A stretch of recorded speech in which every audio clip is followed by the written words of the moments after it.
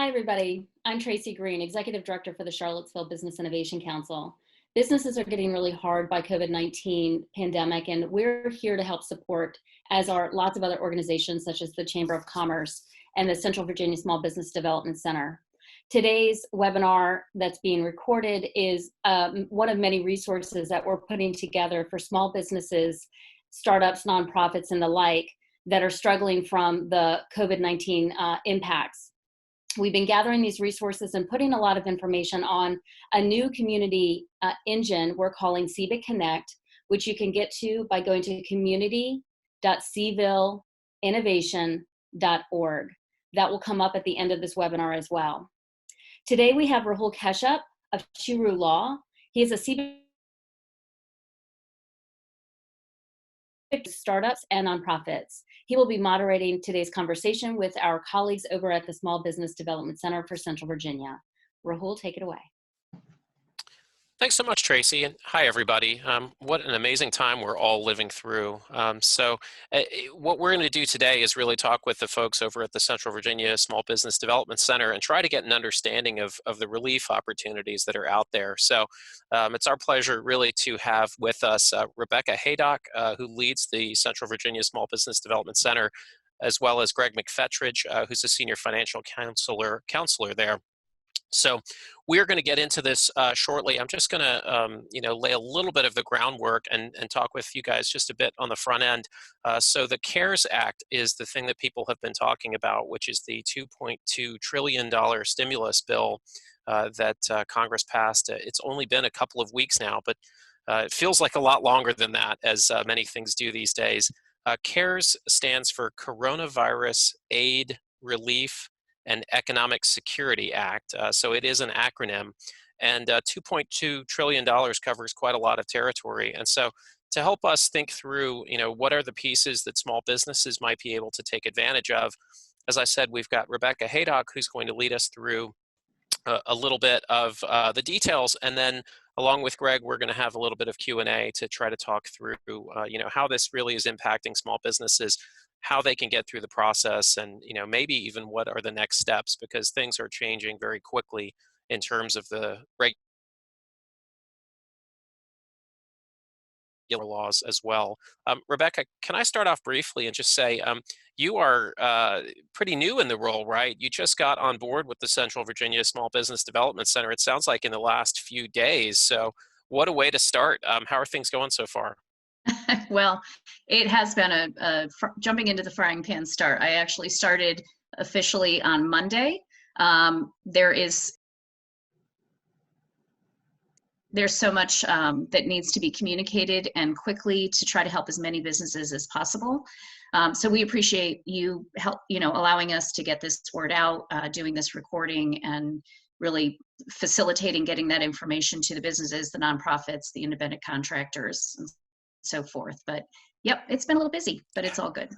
I bet. Well, I know folks are doing their best to try to understand what is in, I think, 880 pages of the law, and then of course regulations and rules that have been coming out since then, application forms that have been developed, and of course banks are working overtime to try to figure this all out as well.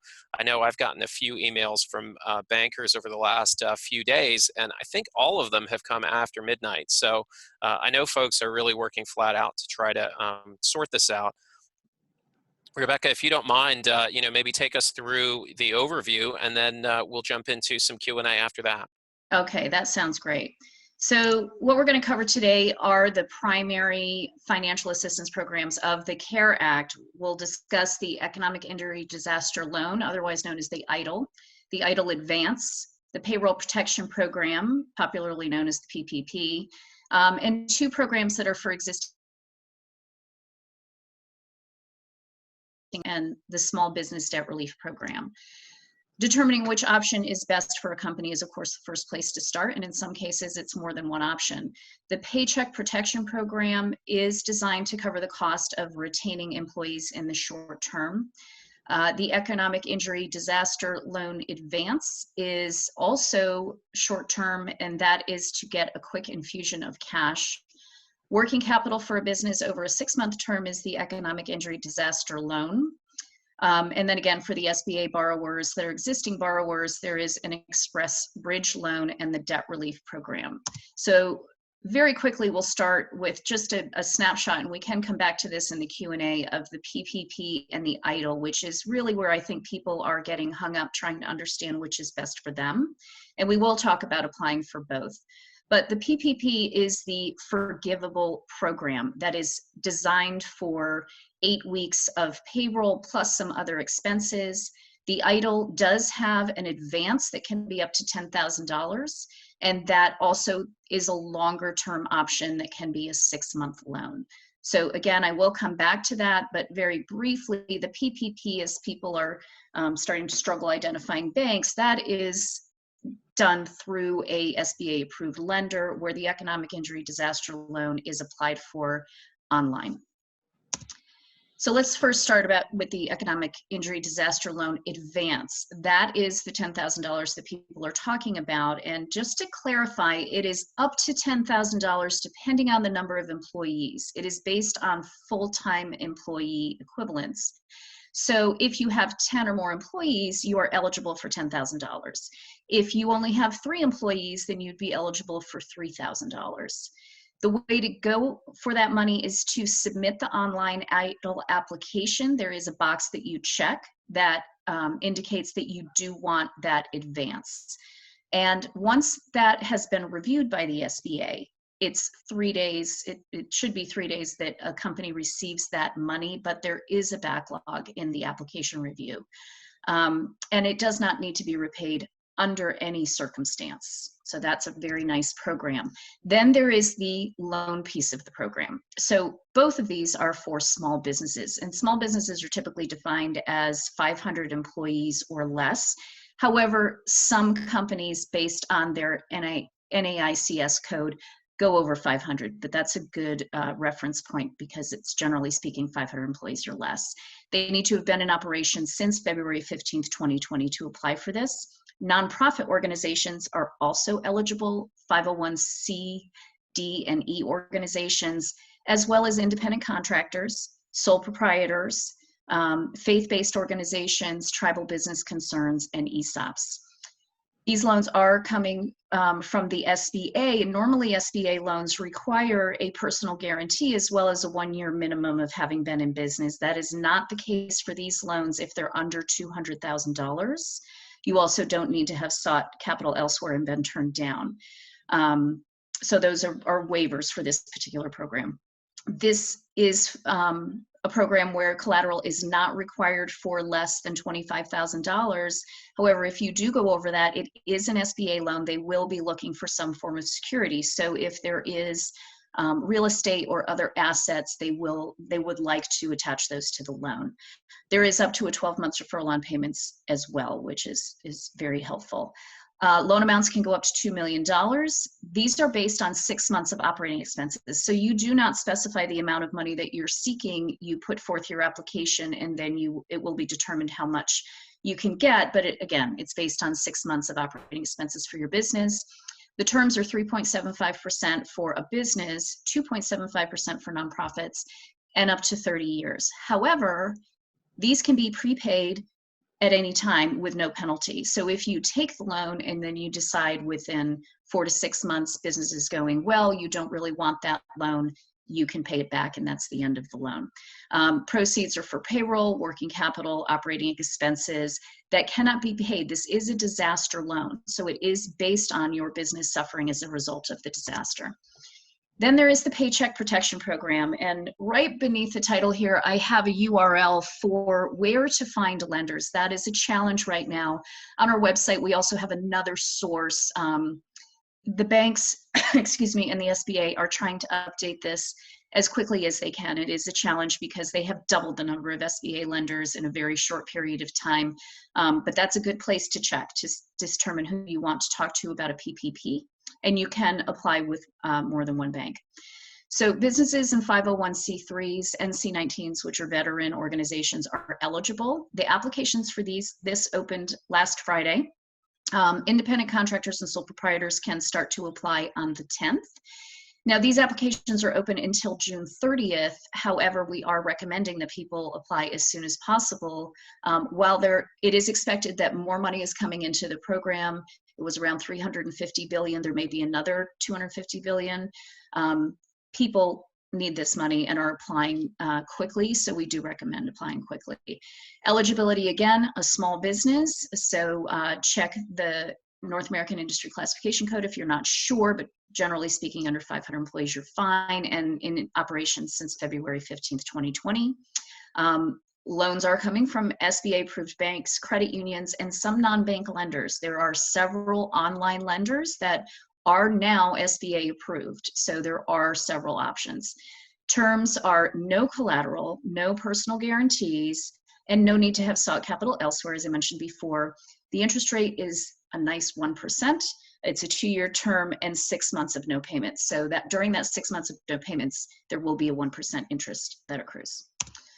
The Paycheck Protection Program also is calculated based on your average monthly payroll expense over the last 12 months if you've been in business that long. If you haven't been in business that long, you can take the average of the months that you have been in business. You multiply that 1 month times 2.5, and you are eligible for up to $10 million, depending on the size of your business and your payroll expenses. The money is used for qualified payroll expenses, rent, utilities, and interest on mortgage. In order for that loan to be forgiven, a company does need to make sure that it is used for that 8 weeks of payroll. You cannot include salaries over $100,000, and that is based on base salaries, not plus benefits. 75% of that needs to be used for payroll. The other 25% can be mortgage, interest, rent, and utilities. And the 8 weeks begins on the loan origination date. A loan will not be forgiven if the applicant reduces their number of full-time equivalent employees and does not bring them back under this program, or if they reduce salaries by more than 25%. Likely additional documents that will be necessary or that your bank may ask for, of course, you need the calculation of monthly payroll and supporting payroll documents. 2 forms of proof of your business being in business, so your operating agreement, your articles of incorporation. If you have 3 years of business and tax returns, or whatever amount you have if you're a newer business, financial statements, P&L, projections, these all help get the application through and make it easier for your banker to make the determination. So the more information that you can provide that relates to these documents, the better.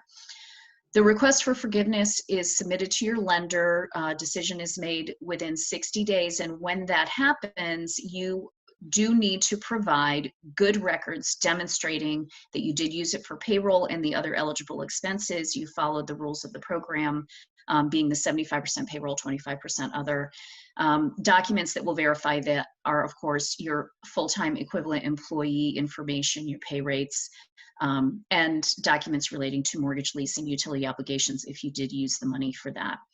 And there is a certification, and this is very serious certification. So it is very important that you are spending the money in the way that it was intended. You can also apply for both the EIDL and the PPP. These funds, however, cannot be used for the same purpose, so there's no double dipping on payroll. Therefore, it's important to document how you used your funds, make sure that you're not using the money for the same things. If you are still eligible for the PPP if you received your EIDL funds, so putting forth both of those applications is a good idea, and you may use the PPP, which is at a lower interest rate, to refinance your EIDL. Any advance from the EIDL, that up to $10,000 advance, will be deducted from the loan forgiveness amount of the PPP. There are also 2 other programs. These are the 2 that are for existing SBA companies that have received loans from SBA. There's the Express Bridge Loan. This is up to $25,000, and it's a quicker means of getting capital. It is a loan. It does have terms. They will be higher than the disaster loan terms, but you can repay them with the EIDL loan if you do receive the EIDL loan. The Small Business Debt Relief Program is wonderful. If you have an existing SBA loan, that will cover 6 months of principal and interest. It will be forgiven. So we do recommend this. You need to reach out to your bank and make sure that you are getting this forgiveness. And now I'm going to turn it over to my colleague, Greg McFedrich. He is going to cover the application tips for the EIDL and a little bit for the PPP. He has been working with many of our companies since the beginning and has a great deal of experience in what helps you get your application through quickly and successfully. So Greg, it's all yours. Thank you, Rebecca. One thing I wanted to clarify, you mentioned that borrower can apply to more than one financial institution for the PPP. However, they cannot close more than one of those loans that's granted. For the EIDL loan, the government recommends that you use either the Microsoft Edge or the Firefox browser. Chrome and Safari apparently have connectivity issues, so use one of those two browsers. If you have a Macintosh or an Apple computer, you can download the Firefox browser to that computer. We recommend that you print out all application forms, and we have a printable PDF at this on this screen here. If you're uploading documents, they recommend you put a blank page between forms so that they know where one starts and one ends. Do not upload more than 7 megabytes in any one document. The system has crashed frequently in the last couple of weeks, so they ask that you keep the files smaller. If you have an option to save anything during your application process, hit the save button often. The best time to upload your documents is between 7 p.m. and 7 a.m. One of the concerns of the EIDL loan was that the system was not recognizing the county and state. Make sure that you enter the type of business you have and you clicked on the EIDL only loan as the one that you're applying for. And if you do get locked up, wait a while and try it again. This process is moving as fast as it can, but we have some system glitches that have plagued the system, and like everything else, they never expected the level of activity that they've exceeded. If you have any trouble entering numbers, one of the tips that they recommend is type the number into a Word or a text document, then copy that and paste it into the form. And lastly, keep in mind, if you're granted the forgivable portion of the EIDL loan, if you choose not to accept the EIDL loan later, you keep the grant no matter what. Next page, please. For the PPP, going back, the EIDL loan has to be approved through the SBA, but the PPP loan is approved only through banks and other lenders. Unfortunately, a lot of the banks are still getting up to speed on these applications, so they recommend that you call your bank first to see what the process is for handling requests.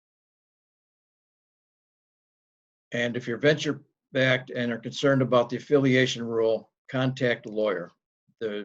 We will be putting out some new information shortly about the affiliation rule, so please continue to look at our website at the Central Virginia Small Business Development Center. And if you have any questions, you may call us at 434-295-8198 or email us at sbdc@cvsbdc.org. The last thing we want to say is be patient. Banks and the SBA have moved from $25 billion last year to over $70 billion through April of this year. Banks cannot loan more than they have in assets, so once they get to their limit, they're going to shut off the spigot. The SBA has recently taken on new lenders, and those new lenders have to be brought up to speed on the SBA rules and regulations. And these rules and regulations were rolled out quickly. Matter of fact, the first week they rolled out the requirements, they changed them 3 times. So stay tuned. And that ends my presentation on the tips. So on this page, we just have a little bit about some sources that you can go to for help with the programs. Learning about each program, of course, there's the Richmond SBA office. We are the local office, and we do have links to tips and applications and more information on our website.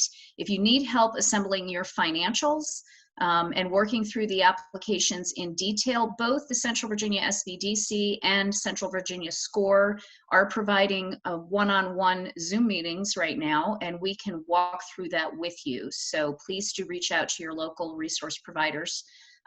We are SBA affiliated companies. Again, help filling out your application. And then if you are having concerns about your application, you can contact the customer service for SBA directly. We have heard of excessively long wait times. If you have your application number, then you should be fine, and you're just in a waiting period. And waiting periods can go anywhere from 21, we're hearing as much as 45 days. Everyone's working as hard and as fast as possible, but assume that if you have your application number, you should be in good shape. And we are hearing people are getting their money. I got some great news this morning from a Charlottesville business telling me that several of her affiliated companies had received some money. So we will do our best as we can to share good news, but just wanted to share that while the wait is long, things are happening. And I just wanted to land on this page. I'll turn it back over to Rahul, who's going to field some of the questions that have come in. But here are some great resources if you would like to write these down, where you can get some local assistance and post questions, look for local information, as well as federal, state, and us. Rahul? Thanks, Rebecca, and thanks, Greg. That was a fantastic overview of the options that are out there. And I think, hopefully people who are paying attention to this are getting a sense of, just how quickly this process is moving in terms of, the coordinated effort to try to get relief to businesses. People are trying to kind of boil down and create processes around a massive new relief effort. And the more that banks and the government and SBA and others are working to try to figure this out, I think the more information will be coming out. So as you can see, the process is going to remain a little bit fluid, but that doesn't mean that things aren't happening. I was delighted to hear Rebecca say that even local area businesses have been getting some good news, and I think I had heard that over $100 billion of PPP loans had actually been approved. Not necessarily funded yet, but they have been approved, and so the process is very much in motion. One thing I do want to highlight, aside from the resources that Rebecca and Greg have been calling out, particularly the one-on-one counseling that they've been offering, which is just a fantastic resource in this time when people have, of course, very specific questions. There's also, CBIC has been launching in just the last few weeks our CBIC Connect website, which is a great place for you to actually follow the topic and ask questions of others. We'll be posting as well some of the links from this webinar so that people can find those forms and links and resources. So do make sure, that while the information we're providing here in the webinar is up to date and it's all correct as far as we know, hopefully you're also getting the sense that things can change quickly. And so, make sure you are speaking to people, make sure you're checking on websites. And one good way to do that is through outreach to the Central Virginia Small Business Development Center, also following CBIC Connect so that you can, really remain up to date on things. Rebecca, if I could go back to you, and if you can go back to one of your earlier slides, the one that really compares and shows the two PPP and EIDL at a high level, that's the one. I think there's a lot of information on this slide, and you and Greg touched on this, but I just want to make sure we emphasize for people, either or both of these options might be right for a particular business that's suffering. It's entirely possible that they might see reasons to go for both of them. Do you have any high-level advice for people that are, really looking at the two of them and trying to think through which one is right for me, and how do I decide, or do I go for both? I honestly think both are right. Right now, we're all unfortunately hearing the news that this could go on for a while. So I think it's a wise idea to look at the economic injury disaster loan, not just the payroll or paycheck protection program. The time frame on the paycheck protection program is pretty quick, so we are recommending that folks apply to that first, but the application for the EIDL is very quick and simple. It's right on the website. You know, we do recommend that people do download the forms and go through them and make sure that they can answer what will be required, because it is a loan, it will require more paperwork. But generally speaking, yes, we are recommending look very carefully at both. Greg, would you agree? I agree. And the website for everyone that's looking at this screen is at the very bottom on the right-hand side, covid19relief.sba.gov. That program is good for 6 months worth of expenses. The other program is really designed for bringing people back to work for the next 8 weeks. Thanks for that, Greg. I think that's a good way for people to think about it in terms of, you know, one, the Paycheck Protection Program really being there to keep people working and keep people on the job. And then the EIDL loan, as you said, 6 months of working capital and operating expenses. So there's every reason a business might be able to look for both of these.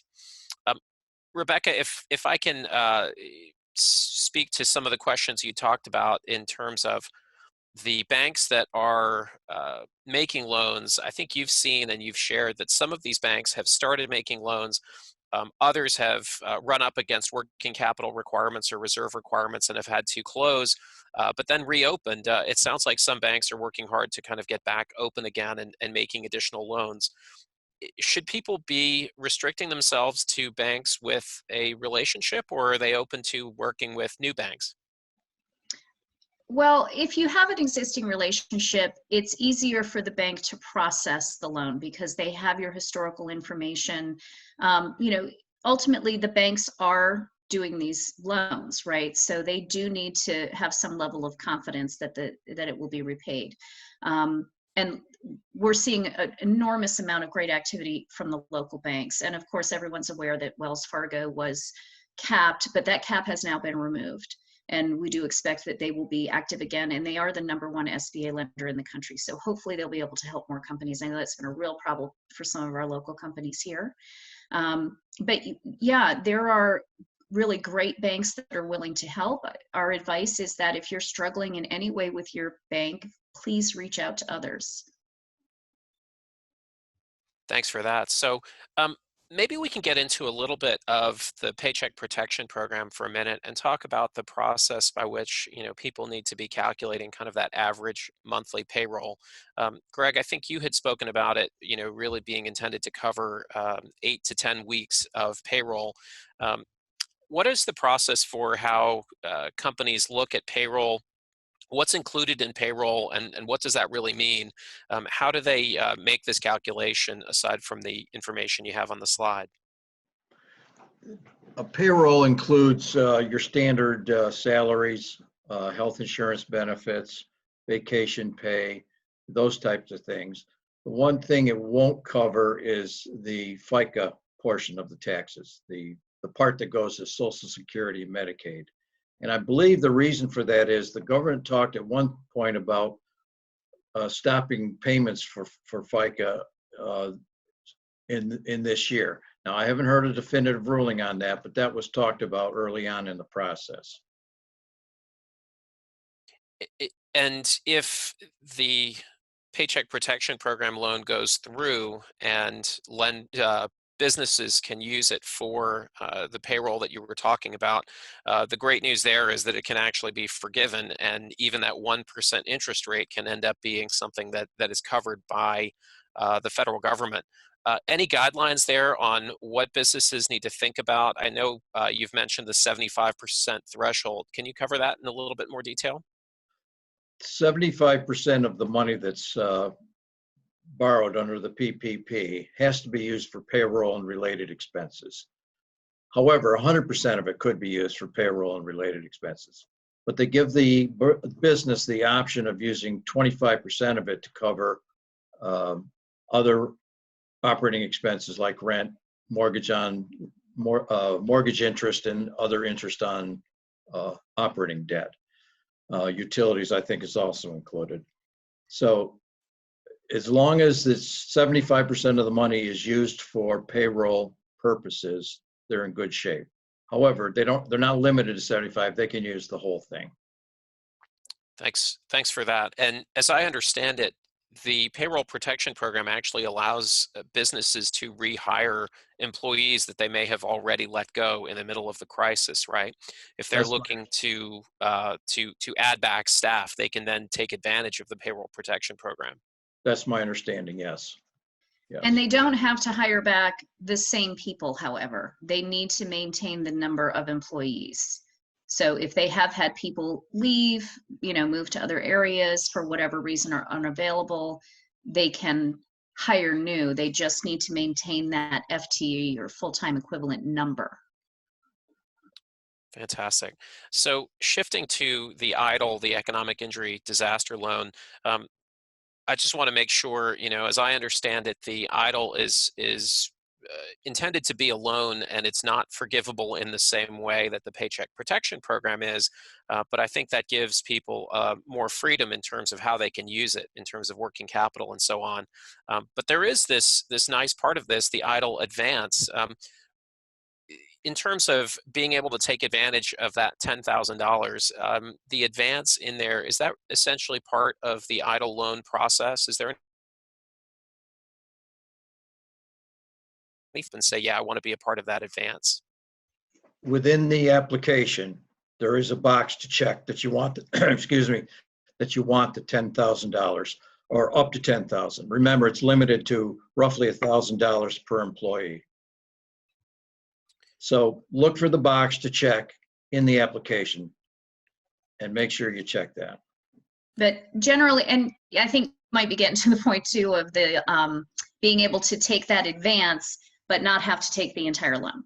So you can check the box for that advance. If that advance is granted, that is money that should be coming in quicker. It may take a little bit longer to actually get the offer for the economic injury disaster loan. Once that comes to you, you don't have to take the loan and you still get to keep the advance. I'm getting the sense that there's tremendous flexibility in terms of being able to, essentially think about what the economic impact has been from this coronavirus disaster, and really trying to take advantage of these forgivable loans, grants, advances, and so on in a way that really suits business needs. The benefits, I think, are tremendous for businesses that can take advantage of them. What's the sense you're getting in terms of, are businesses mostly taking advantage of the Paycheck Protection Program and the EIDL, or are they sort of picking and choosing, or do you think the people are really applying for both right now? Is that directed at me? If let me take that question. Everyone I've spoken to has applied for both. Yeah, I think what I'm seeing from all of this is that there are great options. And I just want to go back to the resources page, if you could, Rebecca. As I think you had alluded to, it sounds like the Central Virginia Small Business Development Center is really ready, willing, and able to advise on a one-on-one basis for small businesses that are trying to make their way through this process. Rebecca, have you been talking with folks in that one-on-one process, kind of helping them figure out, which steps to make and how to make it through? Yes, I have been, and we have 5 counselors at our center. Everyone has increased their hours, so we are seeing a lot of folks, and we do encourage them. If they have questions, if they're not sure, they have any concerns, please reach out, because our objective is to make sure that they get that application in and they get it in successfully. So really, if they have any concerns, they can get a hold of us. We're, of course, incredibly busy, as are all the SBDCs and SBA offices across the country, but we're returning calls within 24 hours. We're getting people scheduled, usually, within a day or so. We're moving as fast as we can. And we do have, to help with that, an exhaustive website. We've really put every link, every resource that we can think of on there. We're updating it, probably a little every day, but we're committing to 24 to 36 hours because things are changing so quickly. but yeah, you know, whatever's necessary to get people the information they need. If we can't field it, we can usually find out within a matter of hours because we are connected to all of the SBDCs and the SBA. And we are helping each other. The 29 offices across the state are communicating. So when we learn something new, when new information comes out, we receive it immediately. And of course, we're not sharing information until it's validated. You know, I think that's the huge benefit I see from this, because as somebody, you know, in my role, I've been reading as much as I can, and even, you know, shudder delving into the 800 pages of the act when I need to. But there are just moments when, you know, you think you understand something that you're reading on the page, but it would really be helpful to talk to somebody else and say, hey, here's what I think I understand. Does that make sense? And that one-on-one and kind of guided collaboration, I think, is tremendously helpful. So I hope that businesses are taking advantage of that. There are also just a number of frequently asked questions that are coming out. And, you know, I know CBIC Connect is going to help to answer some of those frequent questions that are coming in, and, you know, really give people a chance to connect with other businesses that are in the same boat. So if you could, you know, make your way to community.cvilinnovation.org and, you know, find the CARES Act topic over there. You can start to ask questions and find some of these other links. Greg, Rebecca, any final comments before I let folks go? Stay tuned. The government's not done shelling out money, is my feeling. As a matter of fact, the Federal Reserve today announced another program targeted for the larger businesses that exceed 500 employees. So stay tuned. Yeah, and you know, we wish everybody the best in health, and you know,